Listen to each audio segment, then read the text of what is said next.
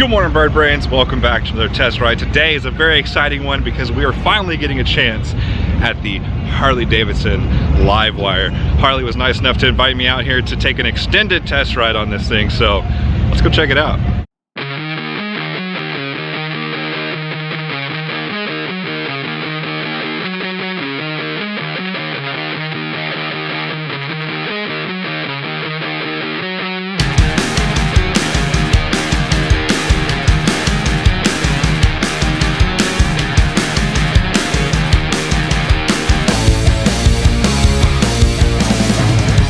Alright guys, so we just went through our safety brief and everything like that, kind of walked us through the bike, so we're going to hop on and take a ride. Alright.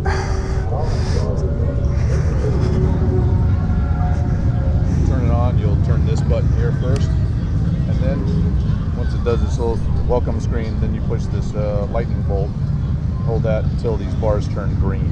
Okay. Once the bars are green, it's active. The okay. active. So whatever you do with the throttle is going to go on. Alright guys, so this bike, like you said, about 550 pounds.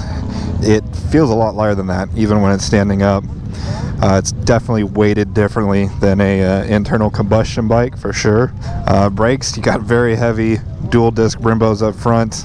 So yeah, so there's 4 modes, road, sport, rain, and eco, and there's 3 modes that you can actually customize. The things that you can customize on is power, regen, and throttle, and traction control. So you can set those to different levels if you want more regen, less regen. Regen is the amount of power that goes back in the bike when you're braking or slowing down. And then of course throttle is kind of the throttle progressivity. Alright, here we go.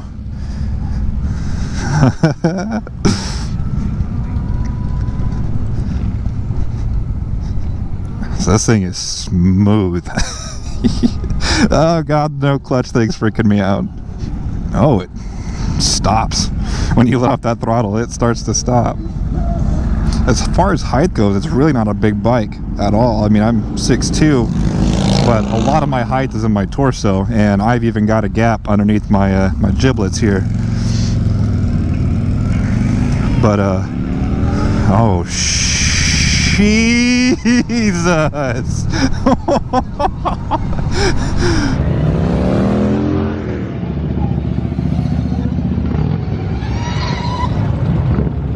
Oh, that is a strange feeling, but it's awesome. Holy crap.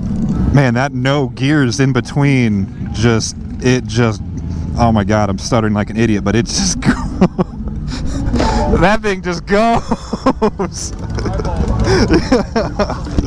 Oh, sorry guys, I'm going to try to keep my composure and get you all the information I can, but this is such a cool, different experience. As far as the positioning goes, it's definitely the most sporty position of any Harley I've ever ridden. I wouldn't say it's quite sport bike, but like a sport touring is more like it. The handlebar, you're more upright than you are on a sport bike. For example, on a sport bike, you'd probably be down here by the blinkers, but you do have rear sets, so your feet are further back than they would be on a mid-control or forward control bike. It does have a sound too. I don't know if the mic is picking it up, but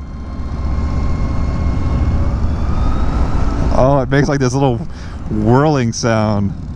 It's almost like a sci-fi cartoon noise. Oh my god. It's straight torque, guys. It is straight torque. Oh my god. This thing is so quick. It's like being in the best gear all the time. And the throttle is so smooth. There's no chop or pull to it at all. It's just when you're asking for power, it gives it to you. As far as the wind goes, I mean, I know we're only going like 30, 40 miles an hour, but I can already tell that they paid a lot of attention to how the air is coming off this front area here, because it's very clean air. There's not a lot of dirty air around here. Of course, it is going straight into my chest, but I'd rather have clean air going to my chest than dirty air. Oh, there I go again, reaching for that clutch. Oh man, good brakes. Very good brakes. So it's weird, I'm rolling it back and forth, and I can feel it catching the motor, basically doing like a regen.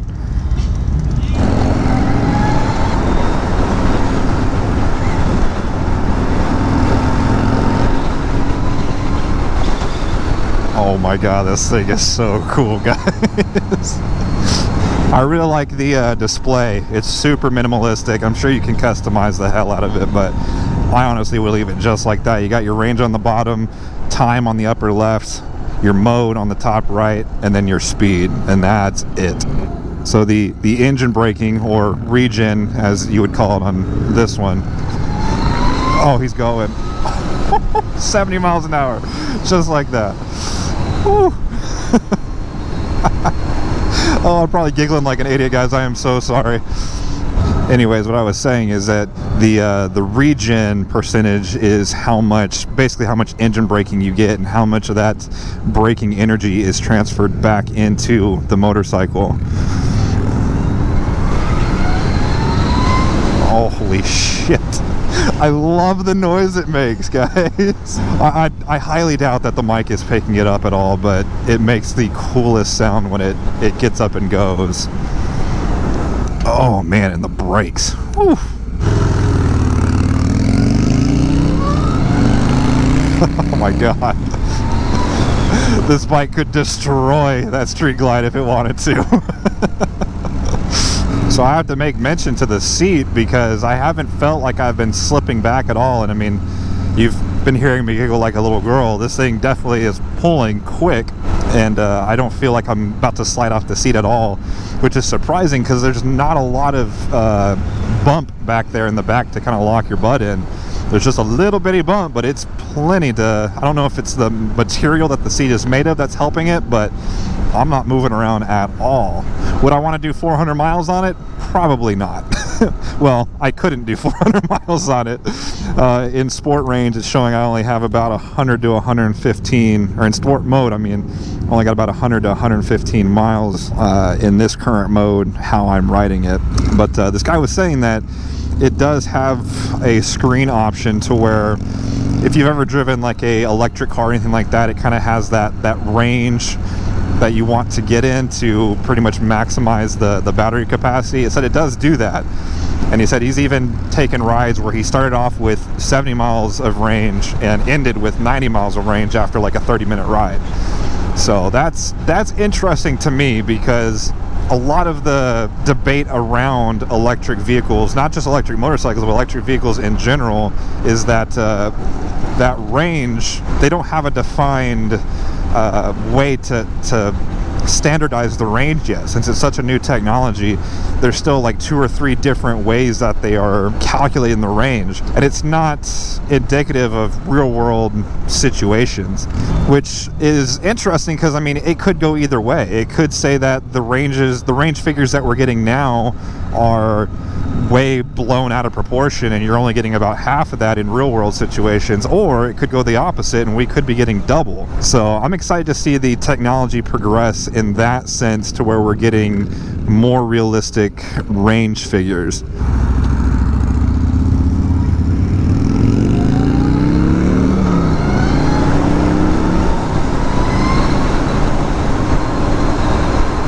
So he did say that he's going to try to take us on some parts of the road that do have a little bit of turns. It's kind of hard here in Galveston. We're on an island, so it's not a lot of hills or mountains or anything like that. The reason I'm hoping we hit at least some mild turns is because everyone talks about how good this bike handles. So I'm really hoping to get some sort of experience on how this thing handles in the turns. This thing is crazy smooth though. I mean, we're going 60 miles an hour and it's just floating.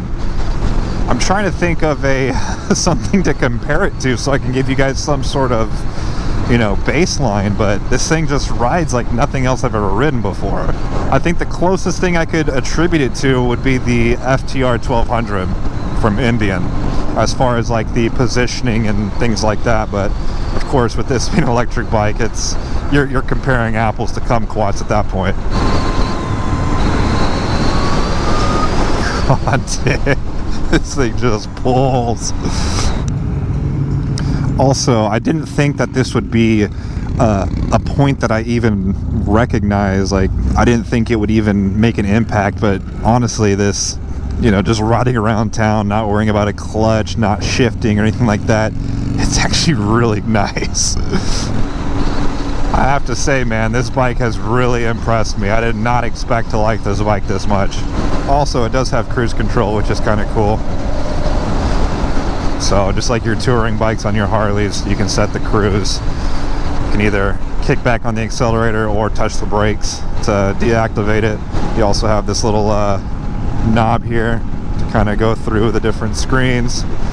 See the odometer. This thing already has almost 2,000 miles on it. Damn. Let's go ahead and play with some of the modes here. I'm going to put it into eco mode, see how much it changes it. Boy, not much. So you definitely get heavier regen or engine braking. I realize that engine braking is not the correct term for an electric vehicle, but just, you know, that is a term that people associate with. Definitely get heavier regen, but the acceleration is still there. I mean, it's not as break your neck fast as sport mode, obviously, but it's still quick.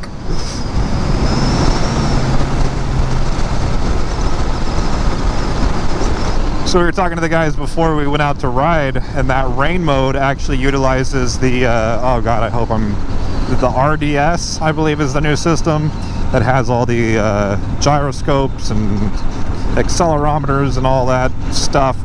But basically that way, when you are in a turn, it will lower the throttle response or lower the throttle progression to where you're not able to, you know, throttle yourself out of a turn. And that was definitely a red light, sir. So I put it back in sport mode. I really want to, now that we have some open road, I'm gonna see if I can really give this thing some juice.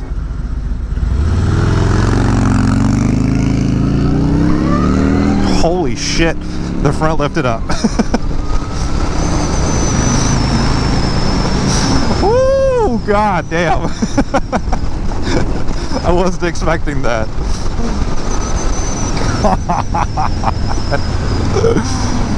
Oh man, nothing but torque, guys. Holy crap. Wow, that thing is jeez. So he was saying how this bike would be absolutely perfect for a slow ride competition, and now I see what he's talking about. It is so balanced.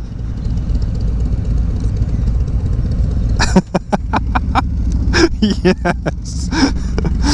Alright, now that we're sitting in some traffic, let's go ahead and switch back to eco mode here.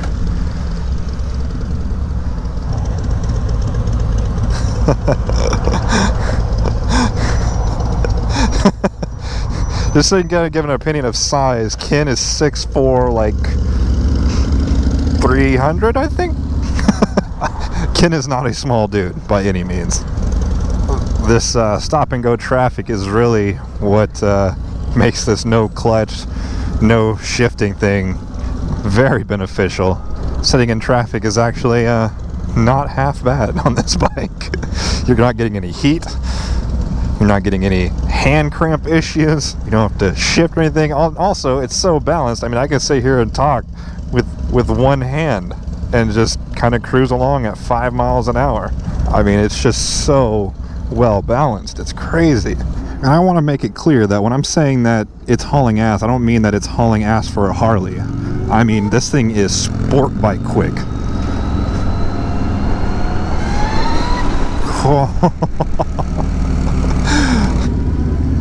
Slow speed maneuvering is simple, very easy.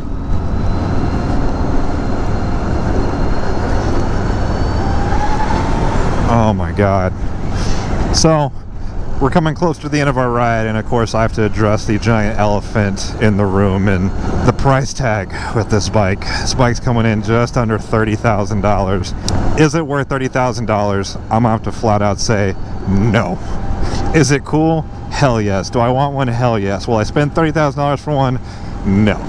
But like any new technology, price will come down over time. This bike definitely has, I wouldn't say changed my mind, because I've already been a fan of EVs, but it's definitely solidified the idea that this is the future. Whether we like it or not, guys, this is the future. Do I think that internal combustion is going to go away completely even in our lifetime? No, definitely not. But we will start seeing more and more technologies like this. I'm super excited to see what we can come up with in the next, shit, even 5 years. Think of TVs. Think of like back when, you know, flat screens first came out. They were expensive as hell. Like a big plasma, oh my god, a big plasma was like $7 grand. And now you can go and pick up a 4K for like next to nothing. So I think we will definitely see the prices drastically drop over the next 5 years. More options, more features, different styles, but I think just for the very first entry into this market, Harley put out a very nice product. And then one more question that I always like to answer on my test rides is, who is this bike for? Honestly, this could be ridden by anybody that can sit on it. It's such a easy to ride, smooth bike. It's comfortable for what it is. I mean, it's not a geezer glide touring bike, but for an around the town, or hell, even some short hill country rides or twisty rides, things like that, this bike is more than capable of handling that.